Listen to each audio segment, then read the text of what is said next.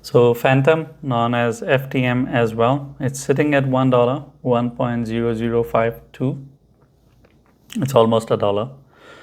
I mean, there are two zeros in it, so it is a dollar. What comes after two zeros is not that dramatic. As long as it holds $1, we can expect it to go towards 1.2, which is our first line of resistance. Now let me check if there is anything else cooking with it, because last time when we covered it,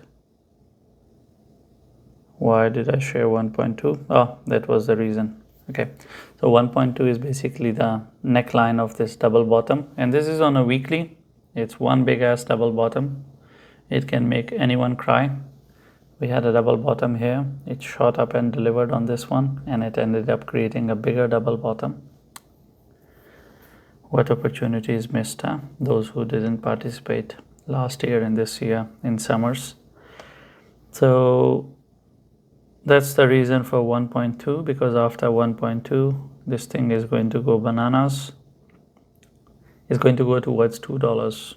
So it's going to be aggressive, and it will be an upward journey, which will be fun. But in between, do we have anything else? Nope, there's nothing else. We just have inverted head and shoulder. Oh, that will help.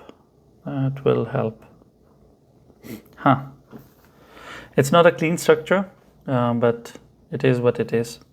We have kind of a inverted head and shoulder. So these are two shoulders.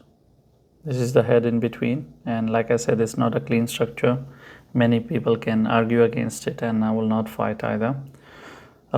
Inverted means it's inverse. So head and shoulder generally is like this. So this is one shoulder, this is the head, this is another shoulder. When you invert it, make an inverse of it, it becomes bullish, which is, I mean, that's how it is in TA. If it is head and shoulder, it's bearish. If it's inverted head and shoulder or inverse head and shoulder, however you want to call it, that is bullish. The only thing that we care about it, I mean, it has delivered on this structure already. This was the deliverance. That part is done. There's nothing to milk out of it. If you had seen it earlier, you would have done something about it anyway. But this is on a weekly. But it does give us a good line of support for this structure. It offers us two levels of support. One is at 80 cents. One is at 60 cents, which makes our life easy with FTM, because I can offer you what will happen if it loses a dollar. So after FTM loses the dollar, you have a support level at 80 cents, which is the neckline of the head and shoulder. Pretty strong level of support. I wouldn't expect it to break. The last resort after 80 cents is 60 cents, which is the bottom of the shoulder.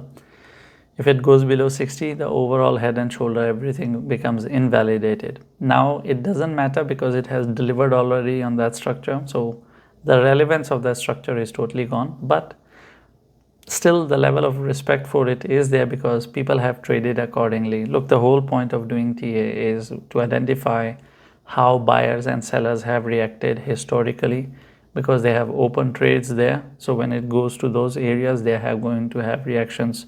What does it mean is that if someone has purchased a coin at a certain price, and if it comes down again to that price, there is a possibility of them doing a DCA.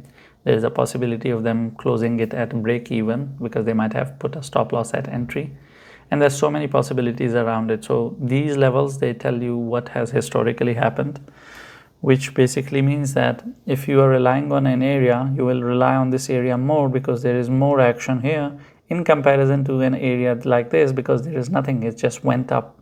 There is no story. There is nothing. There is also only buyers, very less amount of sellers. So if I have to rely on something, I would be relying on this area rather than participating in an area like this where you don't have anything.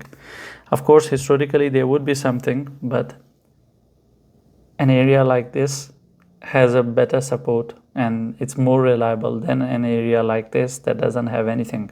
It's a black hole. So for FTM, $1 matters a lot. If it loses $1, then its next support is at 80 cents. That's where it will fall to. And after 80 cents, then our last support is at 60 cents for FTM. That's the larger perspective. From smaller perspective, it shouldn't lose $1. It should hold on to $1 and it should go towards 1.2. The moment it loses $1 where it is sitting right now, you are looking at a journey towards 80 cents. Thank you for watching the video. If you have any questions or I have touched on a topic and you expect me to explain a bit more, I'll try my best to explain that to you in the comments. Leave a comment, and I'm not going to tell you to like and subscribe, because if you're not interacting with the video, or if you're not subscribed, you're not going to see all the 10 videos that I make every day. You're going to miss out on it, and I think you are educated enough to understand what to subscribe and what not to, because if you want to miss out on it, then why not? It's for your own good, and you should know better what is good for you.